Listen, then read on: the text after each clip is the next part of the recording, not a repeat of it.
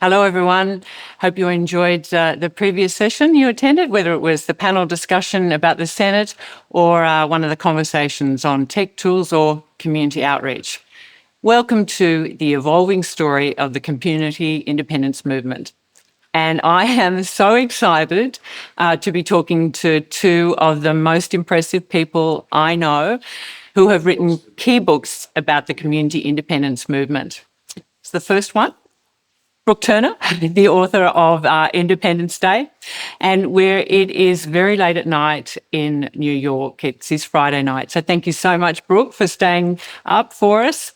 And the other book that we're going to be talking about is The Indi Way, and we have Alana Johnson, who is the co-author of The Indi Way. And you can see these are very, very loved copies of mine.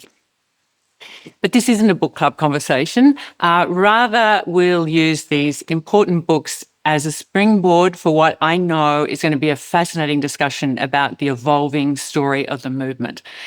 So it's a story that can't be seen through any one lens, and it's a huge story that has many parts and many layers. And of course, in telling the story, we're creating history. But the words we use and the narratives we frame are also building the scaffolding of the movement and are shaping the future. So let's dive in. The first, I'd like to ask you both why you wrote your books and why you wrote them in the way you did. And Brook, you took on a huge task. Like, it was a big responsibility, and you talked to so many people. And you've said you saw yourself as a conduit for the voice of the people who were the story. So can you tell us a bit about how hard that was and how you went about it? Yes, thanks, Tina.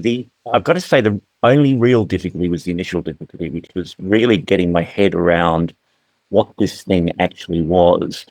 And once I'd done that to some extent, I did a cover profile for the weekend initially. I then realised when the book came along, there was only one way to do it, and that was to reflect what was going on as comprehensively as possible, while still trying to tell a coherent story and draw out the similarities between stories. So I want to take in as many angles as possible and let the story be as big as it actually was, which is the opposite really of slick storytelling and even normal reportage, because you're trying to simplify, and actually the point of this was complexity. And what really struck me writing the book was the fact that there were just two realities in Australia in the lead up to that election. There was very much this kind of incredible energy and hope against hope, optimism within the movement that was almost completely invisible to the political class and the commentariat.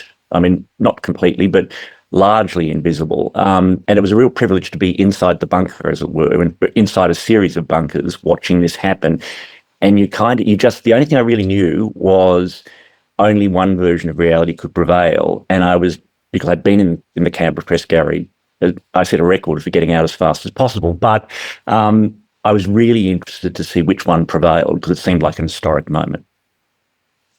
Thank you, Brook. It was indeed a very historic moment. Alana, if I could turn to you, you were one of 12 co-authors. So was that a challenge? And can you tell us some more about how that came about and why? So, yes, well, it certainly has had its challenges, Tina, and Voices for Indi had been going for 10 years before we decided to write the book. And like we've spoken about today many times, our electorate community group did the normal sort of storming and norming and performing, as Kathy spoke about last night, as we learnt to collaborate together and resolve our issues. So I think that actually put us in very good stead for writing a collective book. The sort of key pillars that cemented us as Voices for Indi were the things that really kept us strong during this about 18-month process of writing the book. Things like having a commitment to a common purpose, always returning to our agreed values, acting in goodwill towards one another, working hard to find something we could agree upon. So those things that we had done early in the first stages of Voices for Indi were probably the reasons that we could actually write this book together. So not saying that our team worked perfectly all the time. We had a couple of writing team coordinators and they had to get out the metaphoric whip sometimes. The other thing was that most of the people who wrote in the book had never done any formal writing before.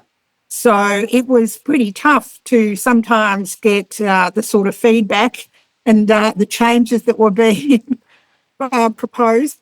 But I think that what really the linchpin was the shared motivations we had.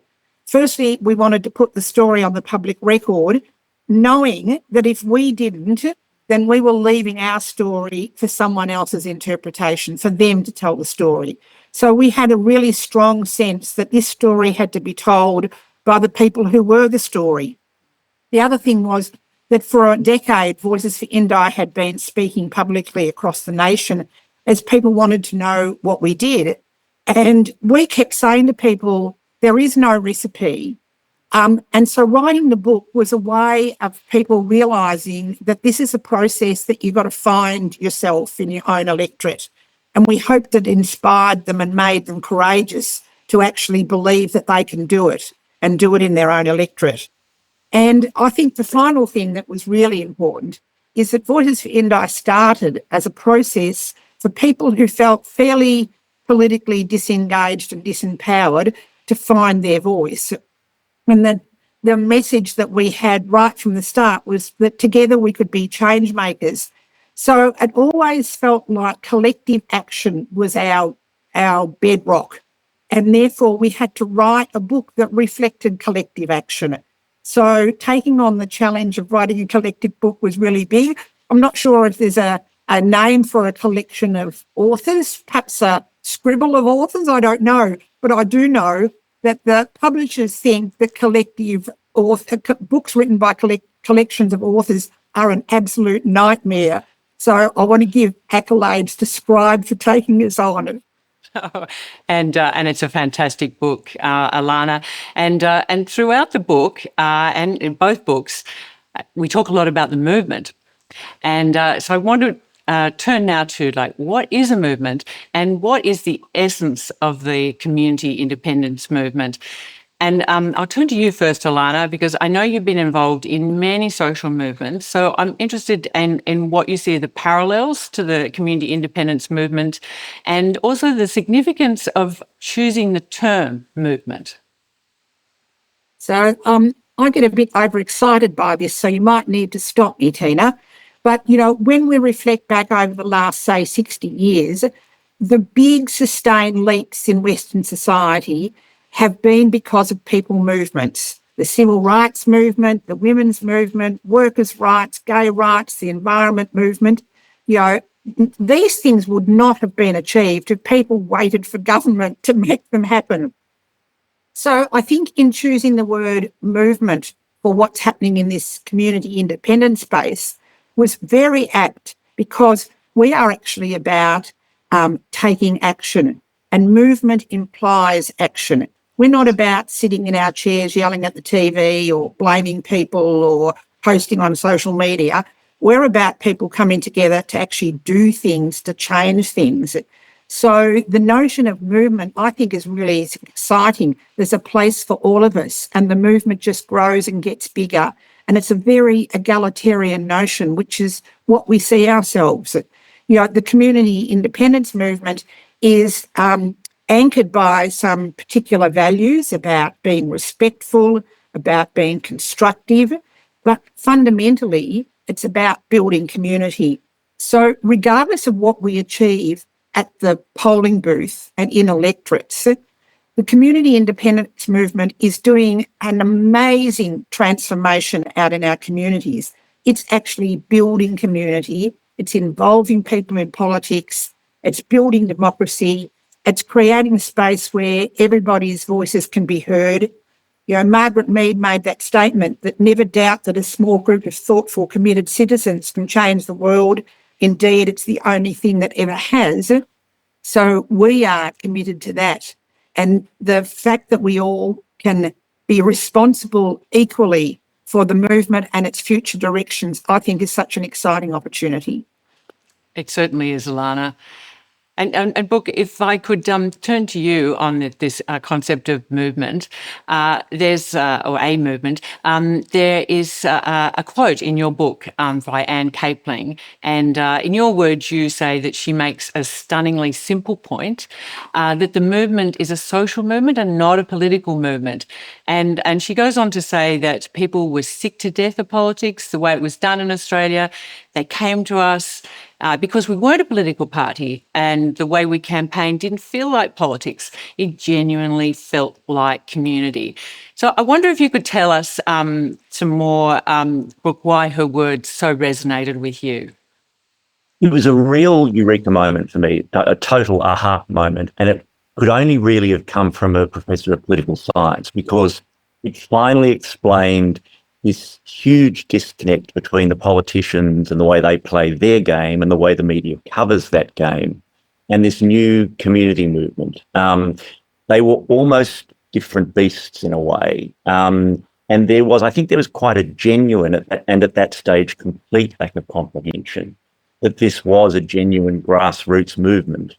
And therefore, it was like a hydra. It was multi-headed. So if you did what you normally did, which was assassinate the other guy and say particularly Simon Holmes Accord or any of the major figures who seemed to be leading it in different ways, it didn't actually matter because it was springing up everywhere. It was, it was the ultimate political nightmare in a way. And I suppose what Anne really clarified for me was that the independents were playing a different game entirely, or maybe even weren't playing a game at all, and it wasn't about factions or favours or getting ahead or preferment or any of the things that a party necessarily caters to and does for people.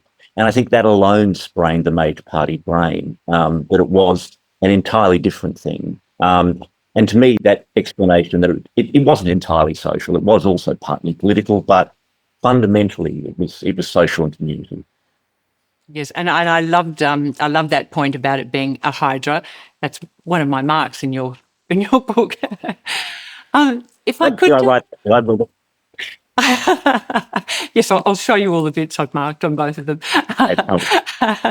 The common archetypical story is the hero's journey. And everyone loves a hero, whether it's in sport or business or politics. And the media buys into this, attributing the success of the community independence movement to heroes like Cathy McGowan. She is in fact a hero, and the so-called Teal Independence and Simon Holmes Accord. But you've told another story. One that doesn't lend itself to media headlines. And the story you both tell is far more complex, one in which the community is the hero, the everyday, ordinary people.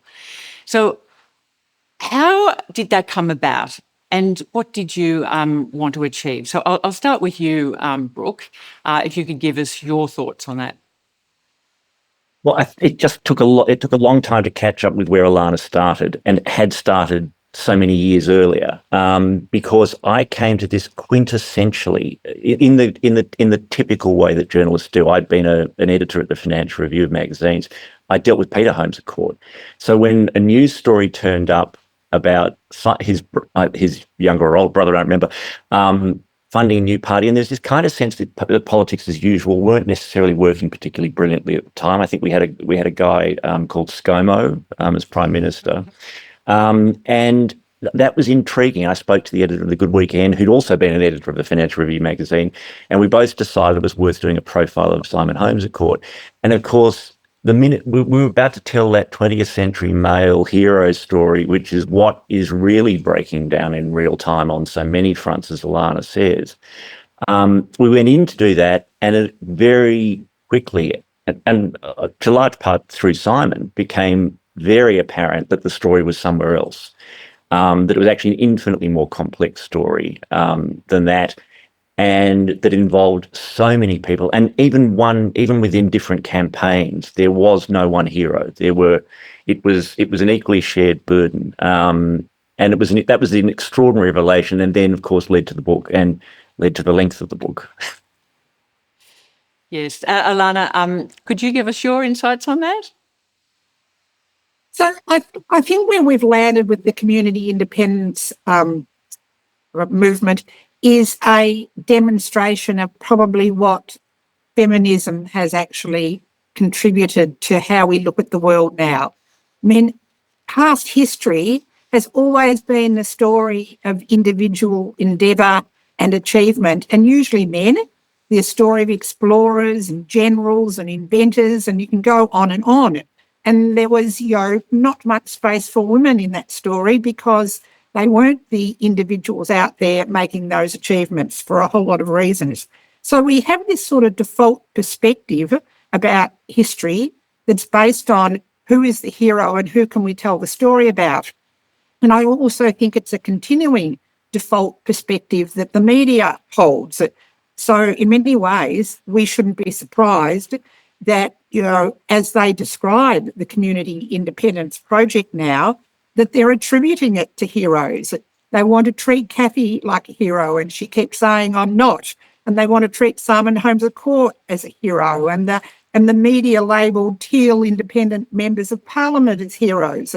And all of those people keep reiterating that this is the story of the collective, that without the people who are taking the action in communities, they wouldn't be where they are. And so this is a story about a movement that relies on all of us, that nothing can happen without the whole. In some ways, it was very purposeful that the people of Indi decided to write a collective book because it was our way of sort of resisting that old way of telling a story and saying this was a story about ordinary everyday people, written by ordinary everyday people who all contributed their skills and their time to create the change. So last night, Tina, in our introduction networking session, you mentioned the story of the iceberg with only being able to see 10% above the water, but knowing that 90% of it is below the water. And that's where all the work happens. That's where the structure happens that holds the whole thing up. It's very easy for people to see the heroes that might be standing above the water, but we as people in the community independence movement know that what goes on below the water is actually its future. Indeed, and it's quite a challenge for people to flip that hero story on its head and for community to be the hero. So I want to talk now about the power of storytelling and how it shapes the future. And the future of the community independence movement is being formed as we speak at this convention.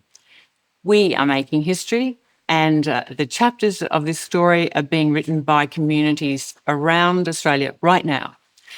The language we use, the narrative we create, and how we tell history is important to history, but just as important to the future. So, Alana, I want to talk to you about how we storytell creates the platform, as you talked about, for how we walked into the future. And can you tell me some more about this and also the responsibility that it brings with it? So I think it's really important to recognise that story is fundamental to human existence. Before we had written story, we had oral stories, and stories were what guided people's lives and also were responsible for their survival. So story is sort of embedded in us, and it's how we make meaning of our experiences. We actually choose to story the things that happen to us. And how we choose to do that actually then determines what we do next. It determines our life and our reality. So as individuals, we need to be really conscious and careful sometimes about how we choose to story things because they are going to determine our reality. For example, if you're harshly criticised by someone, you can experience that as a reason to feel like diminished or not good enough or a failure. Or you could choose to see it as a reflection of the other person being mean or lacking empathy or feeling superior. Or you could choose to see it as an offering, something to reflect about, like a gift that you can then use to improve yourself. But which story you choose has a really big impact on you. So how we choose to story the community independence movement, I think, is critical for the direction that it's going to head in the future. So it's a really good reminder that how we choose to talk about the community independence movement and how we choose to have a narrative around it is really a linchpin to where it might go. So when we see things like the community independent MPs being referred to as the teals, or the crossbench being referred to as the prefect's corner, or the electorates are supposedly chosen by Climate 200, people are getting us to buy into a story. That's not the story we want. So we've got to be the ones out there telling the story of this movement. We've got to be the authors of the story. Otherwise, it'll be taken away from us and it'll drift off into a place that we don't want it to be. So we're purposely using language, I think, to claim the story into a narrative that we want, like putting community at the centre of politics, people-powered politics, the name of our convention today, putting people before parties and reclaiming democracy. And as Cathy McGowan talked about last night, the notion of being your best selves. All these things are a way of creating the reality of the community independence movement and are all of our responsibility. We all need to think about what we let past in terms of descriptions and how we choose to use language to describe why we're involved in what this movement is. So I think we share the responsibility of this story. And even though there's some people, great authors like Brook and amateur authors like us, people in Indi, we're not the only people who are telling the story. Each and every one of us is responsible for that. Indeed. Brooke, there are so many versions and perspectives around the 22 election. I'll take us back to that. I want to ask you, do you think journalists get too much power in setting the story? Well, what Alana's just said is such a perfect, it's so utterly true that there was almost a tear moment in 2022. I mean, when you think about it, the Teals was entirely a media construct. It was simply, for reasons for which I have absolute sympathy, I mean, you had to find if you were telling the story thus far, the story to date, you had to find some way of fitting this rambunctious group that didn't really all belong together into a story, so you didn't have to keep telling that whole story again. So I think that was one of those tear moments where an old story turned into a new one. And I remember the sort of rhetoric, not even rhetoric, but the sort of words that Alana's just used. I remember thinking, well, that can't be true. I mean, what's really going on here? I mean, that's all fine, but beyond the messaging, what's the real truth? I suppose my only reflection on 2022 is there was a real effort to reframe the independence into the Teals. It was genuinely done by a number of media organisations and genuinely rejected and fought by others. And it didn't seem to make a hell of a lot of difference. That's what I found really fascinating. I think we saw the ability of media to frame this whole movement or what happens next in politics more broadly breaking down in real time. And I suppose that shouldn't really surprise us because we've been looking at this for a long time, the sort of the diminishing traction of mainstream media and things like that. It really shouldn't surprise us. What I found remarkable was how powerful those community channels were.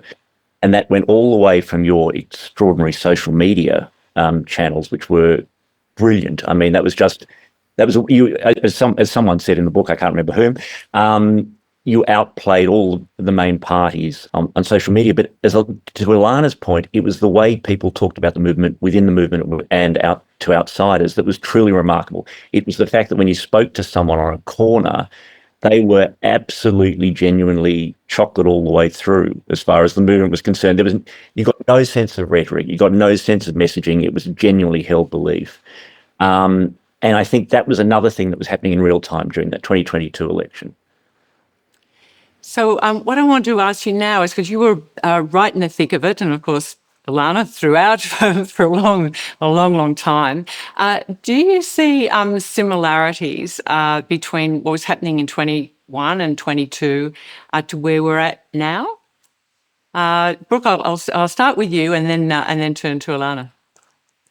I'm not as involved as I was last time, but I've been keeping a very interested eye, and it seems incredibly incredibly similar in one particular way, and that was in 2022. You got once again these two realities thing. You got this extraordinary sense of feet paddling beneath the surface with incredible vigor and so much going on behind the scenes. And that is very much the sense I get now. And once again, people on the outside, which includes me now, wondering what's actually going on and finding it once again a little hard to piece together, because it really does. It's when an election call is called that suddenly all of that effort crystallizes and dates matter and all those sorts of things. So what struck me last time is the energy of the movement and the two realities really strongly. And what struck me this time, looking in, is exactly the same thing. I mean, even people within the movement saying, will it happen again? You know, it's, I love the fact in 2022 that even people who were working that hard and they were giving, you know, they're working 24/7, giving their lives over to the movement, were in no way sure that it was actually going to work. And I think that's just so much of the motive force of this particular movement. Yes, and afterwards, commentators said, "How did this happen?" It was I know happening. It was happening in plain sight. It was fascinating to me that if you spoke about people who were sort of giving their lives and their money to this thing, they weren't necessarily convinced it was going to work because it was such an ask. To beat everything we knew to that date, to date, just seemed extraordinary, especially by what was largely a bunch of amateurs. Yeah, it took a big leap of faith and a lot of bravery. Alana, what's your sense of the similarities between what it was like in 21 and 22 and now? So I actually can track this right back to 2013 and why Voices for Indi started. You know, a backwater electorate that was safe, where people felt there was no voice for them, where, you know, a total sense of being silenced and disempowered. And, you know, as we track this through till now, I think we've got even a more exacerbated situation like that. I think the notion that we've got increasing divisiveness and increasing adversarial politics going on, it's enough to actually pull all of us down. And then I think one of the things that we still have as a sort of old, outdated myth is that when we get into this depths of a mess, then we think the only way out of it is to find like a strong man leader who's going to make things better. And the world's sort of like doing that at the moment in Europe, all over the place. And I find that like such a struggle, and sometimes think, how can we think in a totally different way and reframe our position so that we don't get depressed and pulled down by this? And I think that the thing that is strong for me is the notion that through crisis brings the greatest chance of change. So the more we fall into this terrible divisiveness and adversarial politics, the more the crisis grows, the more hopeful we should be. That's how we reframe it. Our hope is that we can create the change through crisis. This gives us, I reckon, even greater opportunity to reach out to people who are feeling like politics is irrelevant to them, it's left them behind. That we reach out to listen to people and say, we're interested to hear what's happening in your life, that we actually care about one another. I think we can sort of combat the fear that people are feeling by doing the opposite, belonging people, including people, building community. They're all the things that are actually going to make the biggest difference. You know, the members of Parliament talk about doing politics differently, and thank goodness they are. We all see that. Our community independent members of Parliament are something to be proud of. But there's a call out in that statement. We all have to do politics differently. And that means in our everyday life, we must do something that doesn't allow people just to get pulled into this really negative, combative, divisional space, of one party against another all the time. We look at America, we see what's happening. Don't let it happen here. We can combat that by doing what the community independence movement is doing and building community. It's fascinating over here, just to watching the news.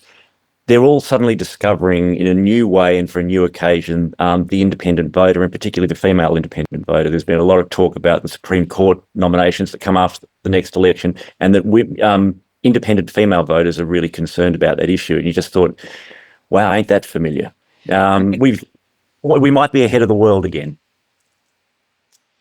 So, Brooke, I think I've got some questions here. So we've got 10 minutes left together, but before I ask you for your final comments. So one of the questions, and maybe this is particularly for you, Brooke, do you think that the media in the next election will be more interested in independence? I think there's no question they already are. I think that, to be truthful, I think that they are where I was by force of circumstance going into that election. I think they're much more aware of it. I think they're much more aware of the complexity of it. I think the members of Parliament have done an extraordinary job of gaining people's attentions, and you suddenly see them referred to. They're suddenly cited as experts in fields and with their own particular superpowers, depending on whether it's integrity or tax or whatever. I think already in recent months you've seen that kind of new class of political commentator amongst the MPs coming in. I think there's a real gear shift this time round. So, Brooke, I've got one other question that's come through for you. Are you going to write another book about the movement? About the next year. Look, I would. There has to be in publishing. There has to be an appetite. So you've got to read the first one before I can do the second one. You've got to put a plug in somewhere. What about you, Alana? Another book in the offing? Another collective book. I'm not sure if many of us are up for that. Anyway, we'll see. There's probably another story to be told about the community independence movement, and I would imagine that some of the same thinking might be in place, that if we don't tell the story, who's going to tell it and how will it be told? So I've got a question here, and it's to do with language. And someone's asking how to reframe a hung parliament as a positive and a coalition of independents. And I think that goes to the question that we're actually going to be talking about a little bit more today about language and the language that we use, and that we need new thinking about power, and we need new language. So without preempting that discussion, any thoughts in answer to that question? Well, I think it harks back to that notion that we can all choose the story that we want to tell in our lives, and that we choose the language that's used for that narrative. And we can get pulled into negative language that doesn't serve us, or we can actually be creative and come up with inspiring, hopeful language. So the notion of a hung parliament, I know Richard Dennis has got a lot to say about that, but I think that's just an example of the call on all of us. Think about how we language things. Think about how we're buying into the negative stuff that pulls us all down, and to actually find language that is hopeful and that creates opportunity for people to be heard and to be belonged. So I think the notion of language, again, is something that's such a default thing that we don't even think about it sometimes. So if there's a message I have for people, is to actually ask yourselves, how will I choose to story my involvement in the community independence movement in a positive way that actually gives hope to other people and feels attractive to other people? So, Brooke, can I get your insights on that? I mean, you obviously think about language a lot. That's what you do all the time. Yes, I think it's fascinating that the prospect of what a lot of people hoped would happen in 2022. A lot of people set off in this particular direction, looking for a hung parliament. I think it's fascinating that it didn't happen, and potentially such an extraordinary boon in the long term. And I always think of what Zali Steggall said about there's nothing that says we have to have parties in Parliament. The Parliament is there to represent people, and that we've become so used to this story of one dog eating another dog, and maybe a third dog down there trying to eat get the other's dinner. That's still the way that people are talking about this next scenario that might or might not occur. And already the story has moved to a different space. And I think that will be manifest potentially in what happens at the next election. That story will come to the conclusion that I thought it might when I wrote the book with this election. The independents have always said it often takes 2 elections to get a candidate up. I think it might turn out to take 2 elections to get the kind of result where the independents come into their own. It's interesting, Brook, isn't it? It's made me think about, and I've thought about this before, and we've talked about it before, but there's so many violent words in our political speak. We not only talk about hung parliaments, but we talk about fighting for a seat. We talk about, one leader knifing the other. We talk about people knocking someone out of their electorate, out of their seat. It's all indicative of the old way that people used to think about politics. And unless we start questioning some of those words, we just continue to buy into this sort of really adversarial and combative style of politics that none of us want anymore. That's right. And to Alana's point, with what happens next, that will be the ultimate storytelling exercise, and it won't be a written down version. It'll be enacted in Parliament. In the way that power is used, if that power exists. So can I ask you both, before we wrap in the couple of minutes we have left, just your final thoughts on what we've talked about and also the future of the movement? Brook and then Alana.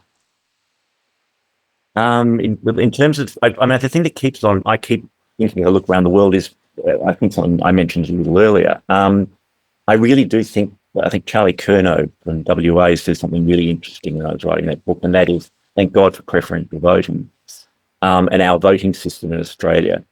I think there is a chance that for a moment, for the first time in many years, we are ahead of the rest of the world in a good way. You hear other systems that don't have preferential voting, that have all sorts of reasons why independence can't happen in the same way, expressing so many of the same impulses that have led to a small revolution in Australia. I think it'll be I think this next election is the really crucial one, in the same way it is in America, in the same way it is in Europe. This is the one that will really crystallise what's going to happen next. And it has that extraordinary opportunity to show a different way of working at a time when that almost becomes, when you suddenly have power, and it's the hardest thing to do. Yes, and you ended your book on that, didn't you? That quote from Charlie about the hope and the future. So, Alana, could you give us your parting thoughts on where the movement's headed? I'll return to 2014 when Simon Longstaff from the St James Ethics Centre came down to Indi for one of our big discussions that we had down here. And he said something in terms of the power of language that has stuck with people in Indi ever since. And it was about power. And he talked about how we have this notion in Australia, we talk about what party is in power. And he said, there's no party in power. The power belongs to the people. People are only in Parliament because we give them the authority to be there. The power sits with us. And I think what's happening through the community independence movement is that we are becoming empowered. We're having a sense of what that actually feels like. And Cathy McGowan's always talked about that notion about be the change. I think we're starting to realise that we can actually be the change and the change happens. So I'm really excited because I think this is only going to grow. I think there's a sensibility in our communities that people are now not going to sit back and just allow things to be done to them. And that notion of like being your best self, that is powerful. If you can be your best self, then you can have incredible influence on people who are disillusioned, who are feeling left out, who are feeling lost, who are feeling like no one cares about them anymore. And I think I want to make my parting comment, Brooke. I have now a lovely new thing to take back to everybody at Indi that you've just shared with us. We are chocolate all the way through. I love that. Yeah, so I'm a bit hungry. It's 2 a.m. Okay, well, that's a perfect note to end on. And thank you again, Brooke, for staying up so late for us. Or it's early in the morning. Look, you have both given voice to communities, and it's communities that are the story. They are the change makers. They are the leaders. They are the heroes. So thank you so much, Brooke and Alana. It takes a lot of hard work to write a book, and yours have made invaluable contributions to the independent movement. And together we are all creating the future story, and what we each do in the next month will tell the story. It will determine the story that's going to be told next year. So thank you so much for your thoughtful responses. And it has been such a pleasure talking to you both. And we are looking forward to your next books. I'll give you a final plug to them both. Fabulous, everyone in the movement. You must read them both. Okay. Thanks so much. You can go to bed now. Thank you very much. Thank you. Bye-bye.